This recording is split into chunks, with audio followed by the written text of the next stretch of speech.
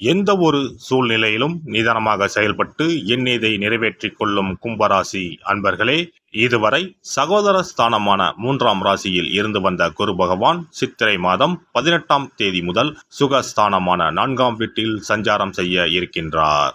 சுகஸ்தானத்தில் இருக்கின்ற குரு பகவான் தான் நின்ற ராசியில் இருந்து 5ஆம் பார்வையாக கன்னி ராசியான அஷ்டமஸ்தானத்தையும், 7ஆம் பார்வையாக விருச்சிக ராசியான தொழில் ஸ்தானத்தையும், 9ஆம் பார்வையாக மகர ராசியான போகஸ்தானத்தையும் பார்வையிட இருக்கின்றார். குரு பகவான் 5ஆம் பார்வையாக அஷ்டமஸ்தானத்தை பார்ப்பதால் எந்த ஒரு செயலையும் மேற்கொள்ளும் பொழுது சூழ்நிலை அறிந்து முடிவெடுக்கவும், எதிர்பாராத சில புதிய வாய்ப்புகளின் மூலம் மாற்றங்கள் உண்டாகும். மறைமுகமான வருமானங்களால் கையிருப்புகள் அதிகரிக்கும். மற்றவர்கள் மீதான கோபங்களை குறைத்துக் கொள்வது உங்கள் மீது நன்மதிப்பை ஏற்படுத்தும். குரு பகவான் 7ஆம் பார்வையாக தொழில் ஸ்தானத்தை பார்ப்பதால் தந்தை வழியில் இருந்து வந்த கருத்து வேறுபாடுகள் நீங்கும். வியாபாரங்களில் அபிவிருத்திக்கான வாய்ப்புகள் உண்டாகும். உடற்பயிற்சி சார்ந்த விஷயங்களில் தெளிவுகள் ஏற்படும். எந்த ஒரு செயலையும் நேர்மறை சிந்தனையுடன் அணுகி வெற்றி அடைவீர்கள். குரு பகவான் 9ஆம் பார்வையாக போகஸ்தானத்தை பார்ப்பதால் வாழ்க்கை துணைவரின் விருப்பங்களை நிறைவேற்றி வைப்பீர்கள். புதுவிதமான பயணங்களை மேற்கொண்டு மனம் மகிழ்வீர்கள். மற்றவர்கள் பற்றிய தனிப்பட்ட விஷயங்களை அறிவதில் ஆர்வம் ஏற்படும். கடன் சார்ந்த நெருக்கடிகளை குறைப்பீர்கள்.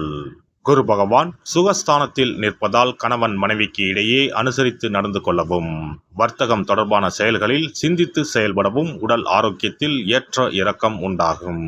நறுமண பொருட்களின் விஷயத்தில் சற்று கவனம் வேண்டும். உறவுகளின் வழியில் அனுசரித்து நடந்து கொள்ளவும். புதிய முயற்சிகளில் மாறுபட்ட அனுபவம் கிடைக்கும். தொழில் சார்ந்த நிபுணர்களின் ஆலோசனைகளால் மாற்றங்கள் ஏற்படும். குரு பகவானின் நட்சத்திர சஞ்சார பலன்கள். குரு பகவான் கிருத்திகை நட்சத்திரத்தில் சஞ்சரிப்பதால் சுபகாரியம் தொடர்பான விரயங்கள் உண்டாகும். எதிர்பார்த்த சில வரவுகளில் தாமதங்கள் ஏற்படும். உணவு விஷயங்களில் சற்று கவனத்தோடு இருக்கவும். பயணங்களில் தேவையான ஆவணங்களில் எடுத்து செல்வது நல்லது. கணவன் மனைவிக்கு இடையே புரிதல்கள் ஏற்படும். குரு பகவான் ரோகிணி நட்சத்திரத்தில் சஞ்சரிப்பதால் உடல் ஆரோக்கிய விஷயங்களில் கவனம் வேண்டும். உறவினர்களிடத்தில் அனுசரித்து நடந்து கொள்ளவும். மனை மீதான கடன் சார்ந்த உதவிகள் சிலருக்கு சாதகமாகும். உத்தியோக மாற்றம் தொடர்பான விஷயங்களில் சிந்தித்து முடிவெடுப்பது நல்லது. குரு பகவான் மிருகசிரிச நட்சத்திரத்தில் சஞ்சரிப்பதால் உடன் பிறந்தவர்களிடத்தில் சூழ்நிலைக்கு ஏற்ப அனுசரித்து நடந்து கொள்ளவும். அக்கம் பக்கம் இருப்பவர்களிடம் தனிப்பட்ட விஷயங்கள் பகிர்வதை தவிர்க்கவும். புதிய தொழில்நுட்ப கருவிகளை கையாளுவதில் கவனம் வேண்டும். குரு பகவானின் வக்கரகால சஞ்சாரத்தின் போது நெருக்கடியாக இருந்து வந்த சில பிரச்சனைகள் குறையும். கால்நடை வரப்புகளின் மூலம் ஆதாயம் அடைவீர்கள். வழக்கு தொடர்பான விஷயங்களில் எதிர்பார்த்த முடிவு கிடைக்கும். வாகன பயணங்களின் மூலம் புதிய அனுபவமும் ஆதாயமும் ஏற்படும். பெண்களுக்கு சில பிரச்சனைகளுக்கு தெளிவான முடிவுகளை எடுப்பதற்கான சூழல் ஏற்படும். வியாபார பணிகளில் மேன்மை உண்டாகும். பயனற்ற பேச்சுக்களை குறைத்துக் கொள்வது நல்லது. நெருக்கமானவர்களிடத்தில் அதிக உரிமை எடுத்துக்கொள்வதை தவிர்க்கவும். எதிர்பாராத சில பயணங்களால் புதிய அனுபவமும் அனுகூலமும் ஏற்படும். சொந்த ஊர் தொடர்பான பயணங்களால் ஒருவிதமான தடுமாற்றம் ஏற்படும். காப்பீடு விஷயங்களில் ஆதாயம் ஏற்படும். மாணவர்களுக்கு பாடங்களில் சிறு சிறு குழப்பங்கள் ஏற்பட்டு நீங்கும். சிந்தனையின் போக்கில் கவனம் வேண்டும். பெற்றோர்களிடத்தில் மனம் விட்டு பேசுவது மனதிற்கு அமைதியை கொடுக்கும். எதிர்பாராத சில பயணங்களால் ஒருவிதமான சோர்வுகள் உண்டாகும். உத்தியோகஸ்தர்களுக்கு உத்தியோக பணிகளில் திருப்தியான சூழல் அமையும். முயற்சிக்கு உண்டான மதிப்பு கிடைக்கும். உடல்நிலையில் ஒருவிதமான சோர்வுகள் ஏற்படும். உயர் அதிகாரிகளின் மறைமுக ஆதரவுகள் புதிய நம்பிக்கையை ஏற்படுத்தும். எதிர்பாராத சில இடமாற்றங்களால் அலைச்சல்கள் உண்டாகும். வியாபாரிகளை பொறுத்தவரை வியாபார பணிகளில் இருந்து வந்த தாமதங்கள் விலகும். எதிர்காலம் சார்ந்து சில முடிவுகளை எடுப்பதற்கான சூழல் உண்டாகும். கூட்டாளிகளின் எண்ணங்களை புரிந்து கொள்வீர்கள். வேலையாட்களின் மறைமுக ஆதரவுகளால் சில புரிதல்கள் ஏற்படும். அபிவிருத்தி தொடர்பான இலக்குகள் பிறக்கும்.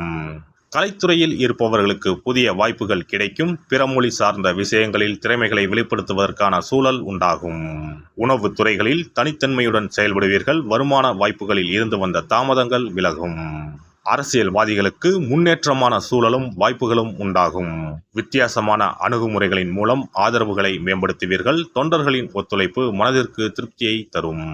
நடைபெற இருக்கின்ற குரு பெயர்ச்சியில் நீண்ட நாட்களாக இழுபறியாக இருந்து வந்த பணிகளை உயர் அதிகாரிகளின் ஒத்துழைப்பால் செய்து முடிப்பதற்கான வாய்ப்புகள் உண்டாகும். உடல் ஆரோக்கியம் சார்ந்த விஷயங்களிலும் பயணங்கள் தொடர்பான விஷயங்களிலும் சற்று கவனத்தோடு இருப்பது நல்லது. வியாழக்கிழமை தோறும் மகான்களை வழிபாடு செய்து வர குடும்பத்தில் ஒற்றுமையும் சேமிப்பும் அதிகரிக்கும். இனி குரு பகவானின் அருளை பெறுவதற்கு வியாழக்கிழமையில் எப்படி விரதம் இருக்க வேண்டும் என்பதனை பற்றி காண்போம். குரு பகவானின் அருள் இருந்தால்தான் வாழ்வில் மங்கள காரியங்கள் தடையின்றி நடந்து கொண்டே இருக்கும். இவரின் அருளை பரிபூர்ணமாக பெற வேண்டும் என்றால் அவருக்குரிய வியாழக்கிழமையில் விரதம் இருந்தாலே போதும். குரு பகவானுக்குரிய விரதத்தை கடைபிடிக்க நினைப்பவர்கள் சுக்கிலபட்சம் எனப்படும் வளர்பிறையில் வரும் வியாழக்கிழமைகளில் இந்த விரதத்தை இருக்கலாம். ஒரு வருடத்தில் தொடர்ந்து 16 வளர்பிறை வியாழக்கிழமைகள் வரும். இந்த நாட்களில் விரதம் இருந்தால் எண்ணற்ற பலன்கள் கிடைக்கும். 3 ஆண்டு காலம் இந்த விரதத்தை கடைபிடித்தால் குரு பகவானின் பூரண அருள் வாழ்நாள் முழுவதும் கிடைக்கும். வியாழக்கிழமை விரதம் இருக்கும் முறை. வியாழக்கிழமை அன்று அதிகாலையில் எழுந்து குளித்து மஞ்சள் நிற ஆடை அணிந்து உறுதியாக விரதம் இருக்க வேண்டும். அருகில் உள்ள கோவிலின் நவகிரக சன்னதிக்கு சென்று குரு பகவானுக்கு சந்தனம், மஞ்சள் போன்றவற்றை கொண்டு அபிஷேகம் செய்ய வேண்டும். பிறகு குங்குமப்பூ கலந்த பசும்பாலை கொண்டு குரு பகவானுக்கு அபிஷேகம் செய்து வழிபட வேண்டும். மஞ்சள் நிற பூக்கள் சாற்றி மஞ்சள் நிற இனிப்புகளை நைவேத்தியம் செய்து வழிபட வேண்டும். மாலை நேரத்தில் மஞ்சள் நிற இனிப்புகள், ஆடைகள் போன்றவற்றை வறுமை நிலையில் இருப்பவர்களுக்கு தானமளிப்பது நல்லது. இரவில் உப்பு சேர்க்காத உணவை சமைத்து சாப்பிட்டு வியாழக்கிழமை விரதத்தை நிறைவு செய்யலாம். குரு பகவானை வழிபடும் முறை. குரு பகவானுக்கு தேங்காய் எண்ணெய், நல்லெண்ணெய், நெய் ஆகிய 3ஐயும் கலந்து விளக்கேற்ற வேண்டும். குரு பகவானுக்கு ஏற்றப்படும் விளக்குகளின் எண்ணிக்கை 11 அல்லது 21ஆக இருப்பது சிறந்தது. குரு பகவானுக்கு பிடித்த மலர்கள் முல்லை, மல்லிகை. ஆகையால் அவருக்கு முல்லை அல்லது மல்லிகை மாலையை அணிவித்து கொண்டை கடலையை படைத்து வழிபடுவது சிறந்தது. வியாழக்கிழமை தோறும் சிவன் கோவிலுக்கு சென்று குரு பகவானுக்கு அர்ச்சனை அல்லது கற்பூர ஆரத்தி செய்து வணங்கி வருவது நல்லது. ஆலயங்களில் நவகிரக மூர்த்திகளிடையே உள்ள குருவுக்கு வியாழன் அன்று கொண்டை கடலை மாலை சாற்றி முல்லைப்பூ, சாமந்திப்பூ மற்றும் மஞ்சள் நிற மலர்களால் அர்ச்சித்து வழிபடுவது நன்மை தரும். வியாழக்கிழமை தோறும் கொண்டைக்கடலை, சுண்டல், மஞ்சள் வாழைப்பழம், தேன், சர்க்கரை, கற்கண்டு மற்றும் இதர இனிப்பு பொருட்கள் இவற்றில் ஏதேனும் ஒன்றை நைவேத்தியமாக படைத்து வழிபட வேண்டும். குரு பகவானுக்குரிய வளர்பிறை வியாழக்கிழமை விரதத்தை முறையாக மேற்கொள்பவர்களுக்கு வாழ்வில் பல யோகங்கள் ஏற்படும். சரியான காலத்தில் திருமணம் நடக்கும். ஜாதகத்தில் குரு கிரக தோஷம் இருப்பவர்கள் இந்த விரதத்தை கடைபிடித்தால் தோஷங்கள் நீங்கும். தொழில் வியாபாரங்களில் சரியான வருமானம் இல்லாதவர்கள், குடும்ப பொருளாதார நிலை சிறப்பாக இல்லாதவர்கள் இந்த விரதத்தை மேற்கொள்வதால் குரு பகவானின் அருள் கிடைக்கப் பெற்று தொழில் வியாபாரங்களில் செல்வ வளம் பெருகும். எல்லாம் வல்ல இறையருளால் நீங்களும் உங்கள் அன்பு குடும்பமும் உடல் நலம், நீலாயுள், நிறை செல்வம், உயர் புகழ், மெய்ஞானம் ஓங்கி வாழ்க வளமுடன். இந்த வீடியோ பதிவு உங்களுக்கு பிடித்திருந்தால் லைக் பண்ணுங்க, கமெண்ட் பண்ணுங்க, ஷேர் பண்ணுங்க, மறக்காம சப்ஸ்கிரைப் பண்ணுங்க, பக்கத்துல இருக்கிற பெல் பட்டனை கிளிக் பண்ணுங்க. நன்றி, வணக்கம். ஓம் நமச்சிவாய. சிவாய நம.